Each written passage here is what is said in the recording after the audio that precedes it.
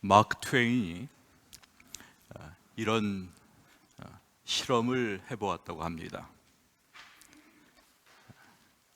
우리가 아는 대로 개와 고양이는 사이가 안 좋은 동물입니다. 그래서 개와 고양이를 한 울에 넣어서 잘 지내나 실험해 보았습니다. 그런데 예상 밖으로 개와 고양이가 잘 지내자 이번에는 새와 돼지와 염소를 넣어 보았습니다.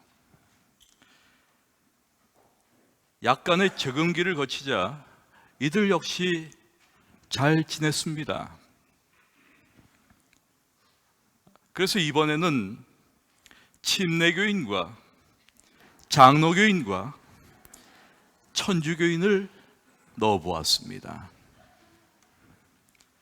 울 안에는 살아남은 자가 아무도 없었습니다.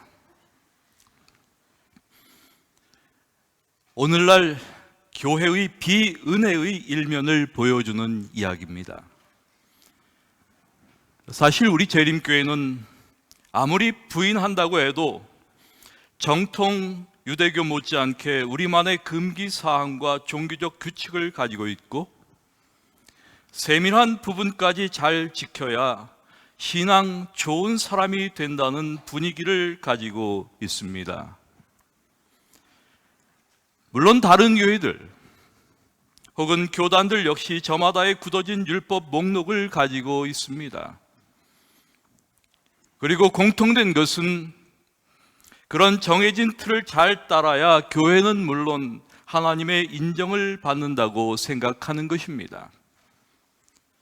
정형화된 교회 안의 비은혜의 모습입니다. 사실 도덕이 강조되는 교회에는 공개된 죄인들이 발을 붙일 수가 없습니다. 그 어느 곳보다도 솔직해야 할 곳이 교회이지만 그러나 솔직하면 정죄받는 곳이 교회입니다. 그들은 교회에서 사랑과 존중을 경험하기보다 수치심과 형벌에 대한 위협과 정죄의식을 만납니다.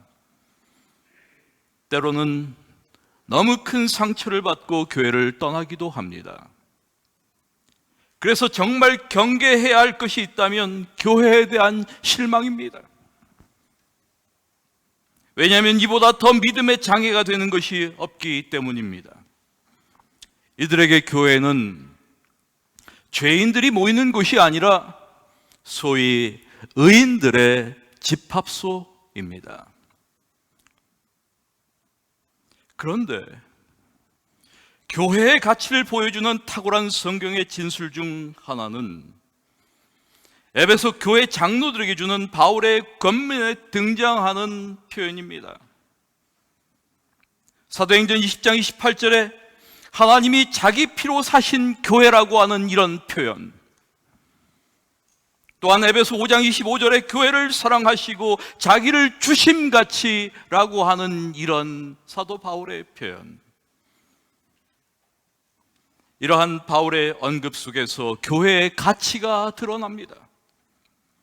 그리고 그 교회의 가치를 표현하는 가장 분명한 신약 성경의 이미지가 그리스도의 몸으로서의 교회입니다. 그렇습니다. 그리스도의 몸이란 표현은 사도 바울이 가장 많이 사용하는 교회에 대한 비유입니다. 그래서 오직 바울 서신에만 나타납니다.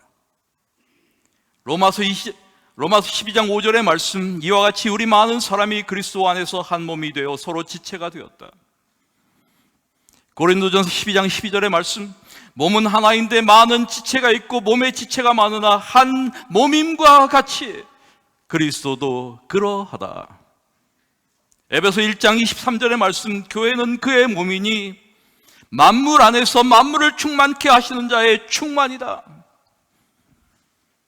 교회는 그리스도의 몸이다. 이렇게 교회는 그리스도의 몸으로 비유됩니다. 그런데 이 몸이란 무엇을 의미할까요? 종종 영어의 body는 법인 같은 조직체를 의미하지만 이것은 어떤 단체를 의미하는 몸이 아닙니다. 이 몸은 하나의 살아있는 몸 자체를 말합니다. 또한 그냥 몸이 아닙니다. 그리스도 안에서의 한 몸입니다. 여러분, 이 말의 차이가 무엇인지 아십니까? 진정한 의미의 교회란 그리스도를 통한 관계에 의존할 때 가능하다는 뜻입니다. 이것은 교단이나 조직 안에서의 한 몸이라는 개념을 부정합니다. 그러므로 어떤 단체나 조직도 교회가 될 수가 없습니다. 오직 그리스도를 중심으로 모인 무리만이 교회라는 말입니다. 이러한 그리스도의 몸된 교회의 그 친밀성을 나타내는 성경의 중요한 상징적 요소들이 있습니다. 그것은 다름 아니라 침례와 성만찬입니다. 침례를 통하여 우리는 그리스도의 죽으심과 부활에 참여합니다. 또한 떡과 포도즙을 나눔으로 우리는 그리스도의 피와 살을 먹는 경험에 참여합니다. 이번 주 금요일 저녁 우리 대학교회는 코로나로 인하여 지난 2년 동안 갖지 못했던 성만찬 예식을 거행합니다. 비록 우리 재림교회가 부활절을 특별히 기념하지 않지만 일반 개신교회가 고난주간으로 보내는 이번 주 금요일 저녁에 있을 이 예식에 저는 우리 모든 대학교회 성도들이 참여하시기를 기도합니다.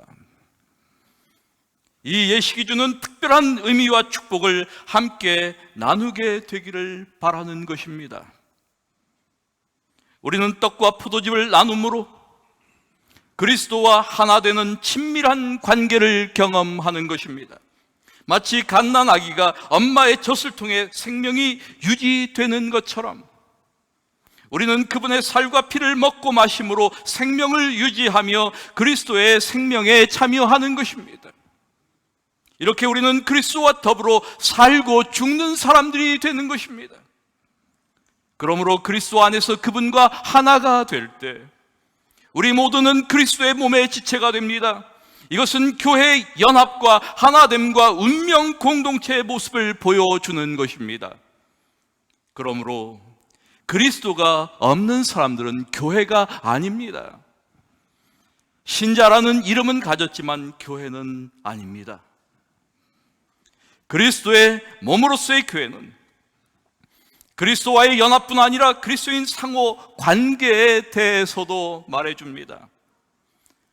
우리의 몸에 눈, 손, 발, 코, 입 등은 물론하고 우리의 몸이란 일치와 다양성이라는 양극의 조화와 균형에 의해서만 온전히 기능합니다.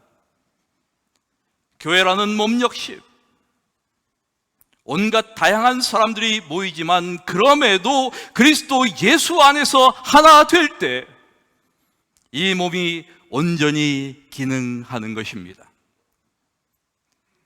사실 혹시 그렇게 생각하지 않는 분이 계실지 모르지만 저는 이 자리를 채운 우리들을 보면 하나님께서 모험도 참 위험한 모험을 하셨다는 생각을 합니다. 평범하고 모자라기까지 한 저와 여러분, 이런 우리를 통하여 하나님께서 그분의 모습을 드러내기로 하셨으니 말입니다. 하나님께서는 더 이상 불기둥이나 구름기둥을 통해서 스스로를 드러내시지 않습니다. 이제는 그분의 이름으로 모이는 모든 사람들, 별별 잡색의 인간들이 모인 교회, 곧 황송하게도 우리들을 통하여 당신을 드러내시는 것입니다. 여러분, 이거 정말 대단한 모험이 아닙니까? 이런 의미에서 마틴 루터는 우리를 일러 하나님의 가면이라고 했습니다. 세상이 하나님의 영광스러운 모습을 직접 보면 견딜 수 없으므로 인간을 통해서라도 당신의 모습을 조금이나마 보여주고자 했다는 것입니다. 그렇습니다, 여러분. 우리는 세상의 눈앞에서 하나님이 살아계시다는 증거를 보여주는 사람들입니다. 우리는 하나님이 어떤 분이신지를 가시적으로 드러내는 사람들입니다. 비록 우리가 정확히 그리고 완벽히 하나님의 모습을 보일 수 없을지라도 하나님께서는 이 세상에서 당신의 모습을 구현하는 인물을 교회인 우리에게 위임하셨습니다. 그래서 C.S. 루이스는 이렇게 말합니다. 하나님께서는 당신의 피조물들에게 위임할 수 있는 일들은 결코 당신이 나서서 하지 않는 듯 하다. 그분은 당신이 눈 한 번 깜빡여 완벽하게 할 수 있는 일을 느리더라도 실수하며 그르치더라도 우리더러 하라고 하신다.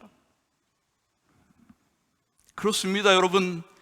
비록 우리는 하나님께서 애초에 구상한 모습에는 결코 이르지 못하겠지만 불완전한 그 모습이나마 세상에 보여줄 사람들은 우리 외에는 없다는 말입니다. 그러면 몸과 지체와의 관계는 무엇일까? 지체는 몸의 부분으로서 생명을 받습니다. 지체는 그 자체로 독립해서는 생명이 없습니다. 모든 지체의 생명이 그리스도께 달려 있습니다. 이러한 몸과 지체의 유기적 관계는 다른 믿음의 지체인 동료들에 대한 관계를 보여줍니다. 꽤 오래전 일입니다. 그러나 제가 결코 잊을 수 없는 경험이었습니다. 하루는 제가 밤에 소파에서 잠이 들었습니다. 그렇게 상당히 오랫동안 소파에서 잠이 들어 있었습니다. 그런데 새벽녘에 제 아내가 옆에 제가 없으니까 아마 일어난 것 같아요. 그래서 나왔어요. 소파에 잠들어 있는 저를 깨우는 것입니다. 여보, 왜 여기서 자? 들어와서 자지. 제가 일어났어요. 그러나 잠이 깬 상태가 아니었습니다. 반쯤 졸린 상태에서 일어나서 방으로 들어가는 중이었습니다. 근데 저희 그 당시 저희 안방에는 바로 문 옆에 조그만한 가구가 하나 있었어요. 그런데 제가 방에 들어가는 순간 그만 발로 그 가구를 찼습니다. 그런데 공교롭게도 그 가구는 바닥과 정확하게 이 정도의 높이를 띄어져 있었습니다. 그런데 정말 공교롭게도 제 왼발 엄지 발가락이 바로 그 부분을 쳤습니다. 순간 번쩍 정신이 들었습니다. 그리고 내려다 보았습니다. 볼 수가 없어요, 무서워서. 온통 시뻘겋게 젖어 있는 제 발을 보았습니다. 그런데 엄지 발톱이 정확하게 90도로 서 있었습니다.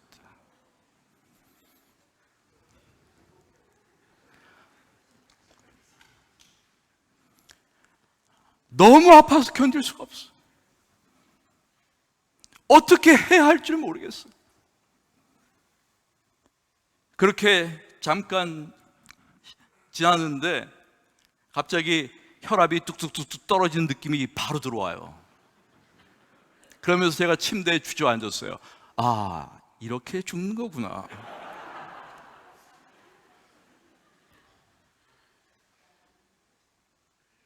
보통 그런 고통이 너무 아프면 느껴지지가 않아요. 그래서 페인 샥이라고 하는 게 온다고 그래요.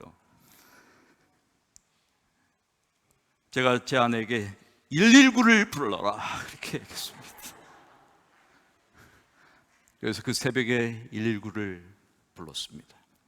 그런데 참 놀랍더라고요. 바로 와요. 5분 만에.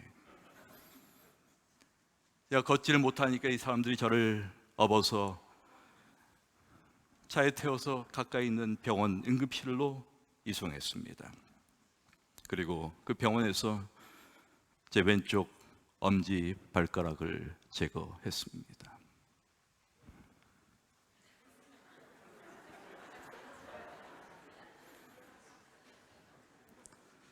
발가락이 아니라 발톱을 제거했습니다.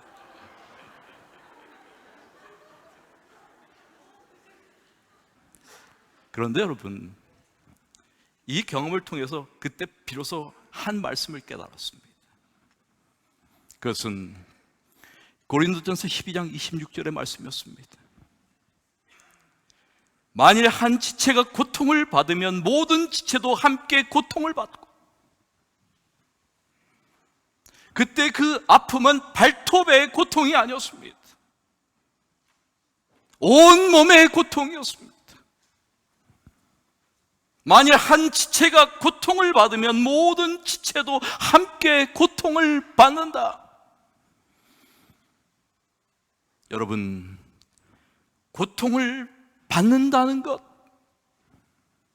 그것은 고통을 나누는 것입니다. 이 시대 위대한 기독교 작가 중 하나인 필립 얀시는 이런 말을 했습니다. 사역에서 섬세함이란 아주 단순하게 말해 다른 누군가의 고통에 대해 마음의 결을 맞추는 것이다. 그것은 다른 사람의 눈물을 먹는다는 뜻이다. 눈물을 먹는다는 것, 그것은 함께 울어주는 것을 의미합니다. 그것은 타인의 고통에 예민하게 반응하는 것, 여리고 섬세한 마음을 갖는 것을 의미합니다. 여러분, 우리의 마음을 많이 아프게 한 눈물이 우리를 깊게 할 수 있습니다. 우리에게 예기치 않은 선물이 될 수 있다는 뜻입니다. 우리를 더 강하고 아름답게 만들어 줄 수 있다는 말입니다. 고통의 문제를 생각할 때마다 떠오르는 것은 자비의 하나님, 불쌍히 여기시는 하나님, 은혜의 하나님께서는 우리의 고통을 어떻게 보실까 하는 의문이었습니다. 사실 인간고에 대한 하나님의 관심이라는 문제를 끄집어내지 않고는 고통을 다루는 그리스도의 몸에 관한 이야기 자체를 마무리할 방도가 없습니다. 여러분, 거룩한 몸의 머리는 그 고통과 어떤 연관이 있을까? 교회의 머리 되신 분, 몸의 머리 되신 그분이 그리스도임을 생각하며 이 의문에 다가가 보았습니다. 죽어가는 사람의 고통, 갇힌 자의 신음, 상처 입은 마음의 그 괴로움, 불의, 테러, 공포, 잔악, 전쟁, 살육. 하나님은 학대당하는 사람들, 이혼한 사람들, 알코올에 중독된 사람들, 일자리를 잃은 사람들, 노숙자들, 그리고 세계 곳곳에 가난한 사람들을 굽어보시며 어떤 심정을 가지실까? 그분은 이 모든 것을 보고 듣고 느끼는 분이 아니신가? 머리이신 하나님께서 그 지체의 고통을 어찌 모르시겠습니까? 자식이 아프다면, 자식만 아픈 게 아니라 자식을 낳은 엄마도 같이 아프지 않겠습니까? 저는 이 사실을 경험적으로 알고 있어요. 제 아내가 그러니까요.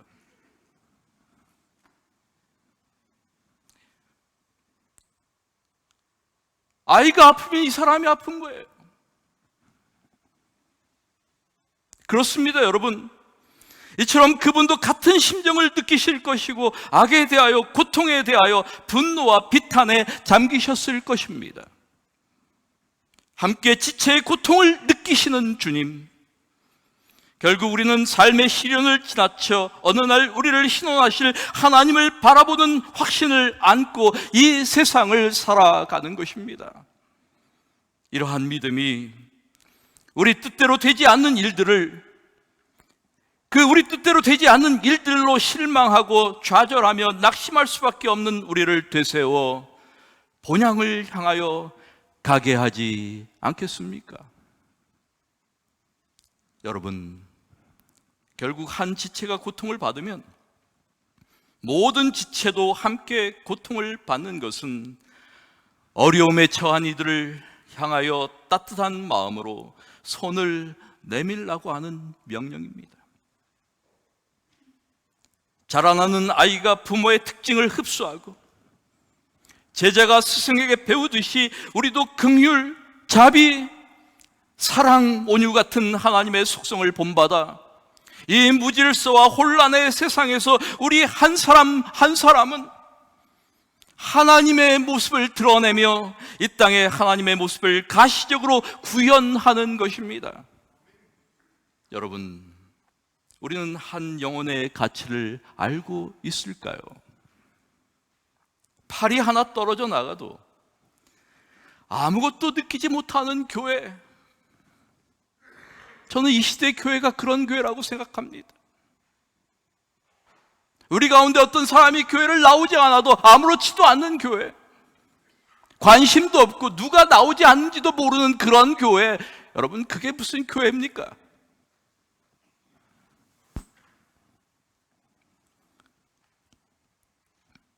영혼에 대한 가치는 영혼을 구원해 보지 못하면 알지 못합니다.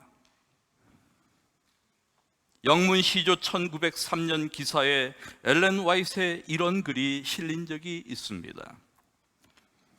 우리는 필요하기 때문에 존재하게 된 것이다. 있어도 좋고 없어도 좋은 것이 아니라 있어야 하기 때문에 존재하게 되었다. 엘렌 화이트는 정로의 계단과 실물 교훈에서 이렇게 또한 말합니다. 하나님과 매 영혼 사이의 관계는 마치 세상에 그 사람밖에는 다른 아무도 없는 것처럼 그렇게 분명하고 충만하다. 또한 그렇기 때문에 비록 잃어버린 영혼이 단 한 사람이었을지라도 예수께서는 그 한 영혼을 위하여 죽으셨을 것이다. 나 하나가 구원을 받는데도 예수께서 오셔서 십자가에 달려 돌아가셨을 것이라고 하는 것입니다. 정말 충격적인 사실이 아닐 수가 없습니다. 여러분, 우리는 비로소 여기에서 살맛을 느낍니다. 행복을 느낍니다. 이것이 바로 내가 구원을 받아야 하는 이유입니다. 이것이 우리의 가족이, 우리의 자녀가, 우리의 형제와 자매가 구원을 받아야 하는 중요한 이유입니다. 이런 하나님의 다없는 사랑의 대상들이란 뜻입니다. 여러분, 몸의 각 지체는 각각 중요합니다. 신자 한 사람 한 사람이 중요하고 가치가 있습니다. 지체마다 고유한 기능을 가지고 있습니다. 제게는 그 엄지 발톱이 정말 중요했습니다. 그것이 자라기까지 그 기간 동안 그것의 중요성을 그 어느 때보다도 깊이 느꼈습니다. 여러분, 아무도 덜 중요한 사람이 없습니다. 그러므로 각 사람이 받은 은사가 서로 다른 것입니다. 오늘 우리에게 필요한 것, 그것은 우리가 몸 전체의 한 지체라는 사실을 인식하는 것입니다. 우리는 여러 많은 그리스도인과 함께 살아가는 하나의 지체임을 기억하셔야 합니다. 그러므로 서로 벗을 하며 그들과 더불어 몸과 관련을 맺으면서 살지 않으면 안 되는 것이죠. 우리가 이러한 몸의 생명을 진정 안다면 우리는 그리스도 없이는 하루도 살 수 없다는 사실을 알게 될 것입니다. 뿐만 아니라 또 다른 그리스도인 없어도 그리스도인 없이도 하루도 살 수 없다는 사실을 알게 될 것입니다. 여러분, 우리는 예수 없이는 존재할 수 없으며 다른 동료 그리스도인이 없이도 존재할 수가 없습니다. 우리는 이렇게 상호 의존적인 존재입니다. 이것이 몸의 지체가 함축하고 있는 의미입니다. 하나님께서 원하시는 몸, 그것은 완전한 몸입니다. 그분은 완전한 몸을 추구하십니다. 그분이 원하시는 것은 팔 하나, 발 하나가 아닙니다. 전인적 존재로서의 교회를 원하십니다. 이런 이유로 교회 안에서 모든 분리와 개인주의는 없어져야 합니다. 우리는 몸 전체의 한 부분에 불과하다는 사실을 인식해야 되는 것이죠. 너무나 작고 너무나 부족한 존재입니다. 그러므로 나 하나가 교회 전체를 대표한다거나 내가 없으면 안 된다는 자기 중심적이며 교만한 사고에서 벗어나야 합니다. 그리스도의 눈으로 보실 때 교회는 자기 자신의 몸으로서 곧 그리스도 자신입니다. 이러한 이유 때문에 그리스도는 교회를 사랑하십니다. 그래서 바울은 남편들에게 아내 사랑할 것을 권고하면서 그리스도가 교회를 사랑하듯이 아내를 사랑하라고 말씀하고 있습니다. 남편들은 그리스도가 교회를 사랑하듯이 아내를 사랑하십시오.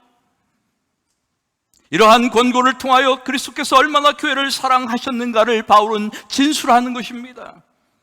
그리스도는 생명을 내어주시기까지 교회를 사랑하셨습니다. 그런데 여러분, 남편들이 아내를 사랑하는 것은 그럴 만한 이유가 있어서겠지만 하나님께서 교회를 사랑하시는 것은 교회인 우리가 그 사랑을 받을 만한 자격이 있어서가 아닙니다. 순전히 그분의 은혜 때문입니다. 여러분, 이 사실에 대하여 진정으로 공감하십니까? 여러분, 진정 그렇게 생각하십니까? 사랑에 대한 최고의 시험은 상대방이 행복을 누릴 수 있도록 자신의 행복을 버릴 준비가 되어 있는지의 여부입니다. 바울이 그리스도의 교회에 대한 사랑을 말하는 중요한 이유가 바로 여기에 있습니다. 그리스도는 교회인 우리가 심히 궁핍한 상태에 처했기 때문에 우리를 위하여 생명을 내어주셨으며 우리를 구원하기 위하여 그렇게 하셨습니다. 그것은 비이기적이며 무조건적이며 희생적인 사랑이었습니다. 그렇습니다, 여러분. 은혜가 그렇듯이 하나님의 사랑은 값없이 아무 조건 없이 찾아옵니다. 내가 아무리 잘난 짓을 해도 하나님의 사랑은 커지지 않아요.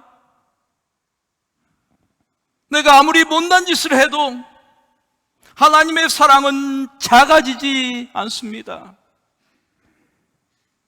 하나님은 그냥 우리를 사랑하십니다. 우리가 이러한 하나님의 사랑을 인식한다면 얼마나 좋을까?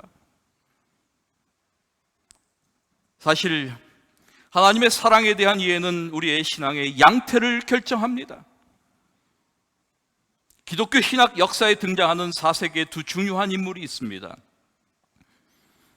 하나는 어거스틴입니다. 그리고 다른 하나는 펠라기우스입니다. 어거스틴과 펠라기우스. 이 펠라기우스는 도회적이고 예절 바르고 설득력 있었고 모든 사람들에게 사랑받던 그런 인물이었습니다. 반면 어거스틴은 젊은 시절을 방탕하게 보냈고 어머니와의 관계가 불편했으며 적이 많았습니다. 그러나 어거스틴은 은혜로 출발해서 전심전력으로 하나님을 추구했지만 반면 펠라기우스는 하나님을 기쁘시게 하는 방법을 추구했습니다. 그러나 어거스틴은 하나님이 절대적으로 필요한 사람이었습니다.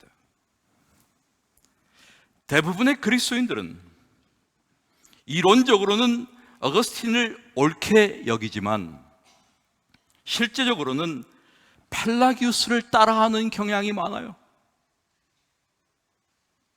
재림교회도 예외가 아닌 것 같아요.